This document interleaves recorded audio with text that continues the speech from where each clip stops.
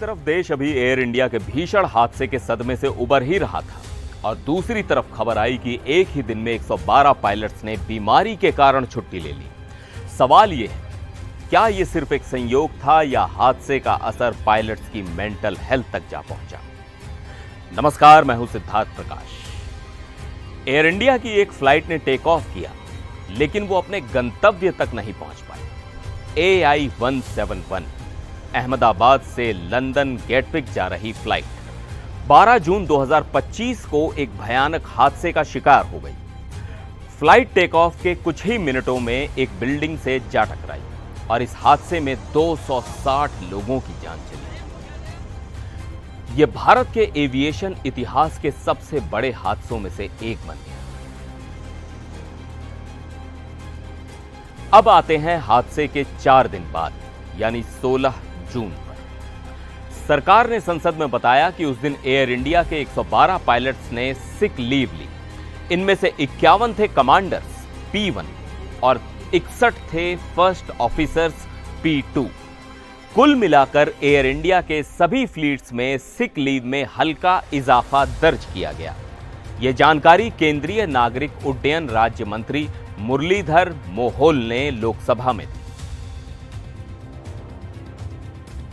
इतने बड़े हादसे के बाद पायलट्स की मानसिक स्थिति को लेकर सवाल उठे। इसी के चलते DGCA यानी directorate general of civil aviation ने अपनी 2023 की एक पुरानी एडवाइजरी को फिर से याद दिलाया। इसमें कहा गया है कि एयरलाइंस को अपने क्रू के लिए कस्टमाइज मेंटल हेल्थ ट्रेनिंग देनी चाहिए और पीयर सपोर्ट प्रोग्राम्स यानी PSP शुरू करने चाहिए। अब बता दूं कि PSP एक ऐसा कॉन्फिडेंशियल और नॉन पनिशेबल सिस्टम होता है जिसमें पायलट्स या क्रू मेंबर अपने स्ट्रेस, चिंता या सदमे की बातें शेयर कर सकते हैं बिना डर या सजा के। इसी बीच एक और विवाद उठ गया। ब्रिटेन की एक मीडिया रिपोर्ट में दावा किया गया कि 2 ग्रीविंग फैमिलीज को एयर इंडिया ने गलत शव सौंप दिए। इस पर भारत सरकार ने सख्त प्रतिक्रिया दी।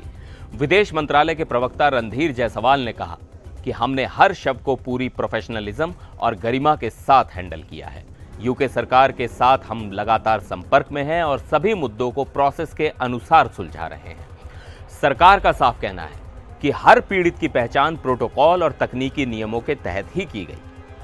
तो AI-171 हादसा सिर्फ एक टेक्निकल क्रैश नहीं था, यह उन सवालों की तरफ इशारा करता है जो हमारे पायलट्स की मेंटल हेल्थ, एविएशन सेफ्टी और ट्रॉमा मैनेजमेंट से जुड़े हैं।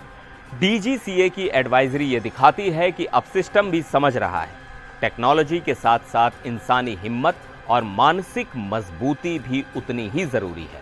आपको इस हादसे और उसके बाद की डेवलपमेंट्स के बारे में क्या लगता है, नीचे कमेंट्स में जरूर बताएं।